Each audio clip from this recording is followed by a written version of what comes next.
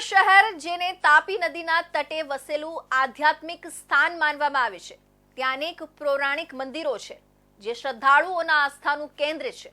આ બધાની વચ્ચે સૌથી વિશિષ્ટ અને આસ્થાભર્યું મંદિર રામનાથ ગેલા મહાદેવ મંદિર કે જે ઉમરા વિસ્તારમાં આવેલું છે। આ વિશ્વનું એકમાત્ર મંદિર છે કે જ્યાં શિવલિંગ પર પુષ્પ બિલીપત્રની સાથે સાથે જીવતા કરચલા ચડાવવામાં આવે છે અને આ પરંપરા વર્ષોથી ચાલી આવી છે। લોક માન્યતા પ્રમાણે જે લોકો કાનની બીમારીથી પીડાતા હોય તેઓ અહીં માનતા રાખે છે અને પોષ એકાદશીએ માનતા પૂર્ણ કરવા માટે અહીં આવીને શિવલિંગ પર જીવતા કરચલા ચડાવે છે। આ પરંપરા પૌરાણિક સમયથી જ અખંડિત રીતે ચાલી આવે છે અને તેમાં શ્રદ્ધાળુઓની પ્રગાઢ આસ્થા છે। દર વર્ષની જેમ આજે 25 જાન્યુઆરી પોષ એકાદશીના દિવસે અહીં વિશાળ મેળાનું આયોજન કરવામાં આવ્યું છે। આ મહાદેવ મંદિરે વહેલી સવારથી દૂર દૂરથી આવેલા ભક્તોની લાઈનો જોવા મળી હતી। સ્થાનિક લોક દંતકથાઓ અનુસાર શ્રીરામ વનવાસ દરમિયાન અહીં આવ્યા હતા અને પોતાના તીર્થ કર્મ માટે શિવલિંગની સ્થાપના કરી હતી। આ દરમિયાન તેઓ પોતાના પિતા દશરથના અવસાનના સમાચારથી મૂંઝાઈ ગયા અને પિતૃ તર્પણ વિધિ કરવા માટે યોગ્ય બ્રાહ્મણ શોધતા હતા। કોઈ બ્રાહ્મણ ન મળતા સમુદ્ર દેવી બ્રાહ્મણ રૂપ ધારણ કરીને પ્રગટ થઈ સહાય કરી હતી। આ સમયે સમુદ્રના મોજાની સાથે અનેક જીવતા કરચલા શિવલિંગ પર આવી પડ્યા હતા। તે સમયે ભગવાન રામે કરચલાઓને માન આપવા માટે આજીવન શ્રાપ મુક્ત કરી માન્યતા આપી કે જે કોઈ માનવી કાનની રસી જેવી ગંભીર સમસ્યાથી પીડાતો હોય તે અહીં માનતા રાખે તો તેનો રોગ દૂર થાય। આ કથાના આધારે પોષ એકાદશીના દિવસે હજારોની સંખ્યામાં ભક્તો અહીં પૂજા કરવા માટે આવે છે।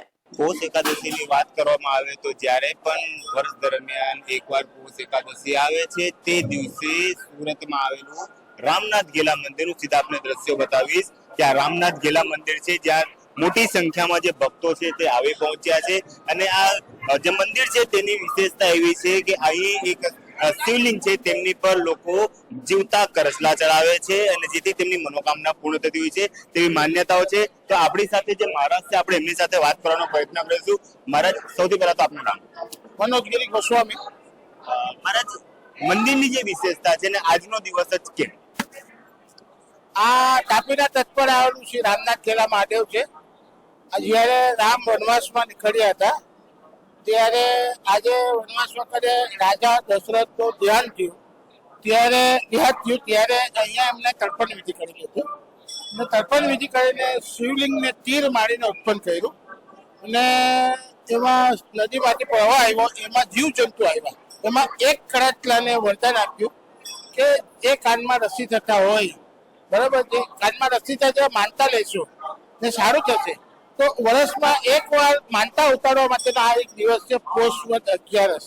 વર્ષમાં એક જ દિવસ સાલકડી દિવસે આ કરચલા ચડાવવામાં આવે છે। બિલકુલ, આપણી સાથે મહારાજ જોડાયા હતા, તેમને આખી માહિતી આપી। આપણી સાથે ભક્તો પણ છે, આપણે એમની સાથે આપનું નામ? સોનલબેન ગોસ્વામી। સોનલબેન, આપ અહીં આવ્યા છો, શું માનતા જે હોય છે તે પૂર્ણ થતી હોય છે તેવી માન્યતાઓ અહીં છે, શું કહેશો? સાંભળ્યું છે કે આ જે ઉમરા ગામમાં આવેલું રામનાથ ગેલા મહાદેવનું મંદિર છે ને ત્યાં જીવતા કરચલા ચડાવવામાં આવે છે અને કોઈને બી કાનમાં તકલીફ હોય છે તો અહીંયા બાધા લેવાથી સારું થઈ જાય છે અને હજારો વર્ષથી ચાલ્યું આવે છે રામચંદ્ર ભગવાન વખતનું। અને પોષ વદ એકાદશીના દિવસે એક સાલમાં એક જ વાર કરચલા ચડાવવામાં આવે છે અને સારું જ થઈ જાય છે। જે ડોક્ટર ઓપરેશનથી બી નથી થતું તે સારું થઈ જાય છે।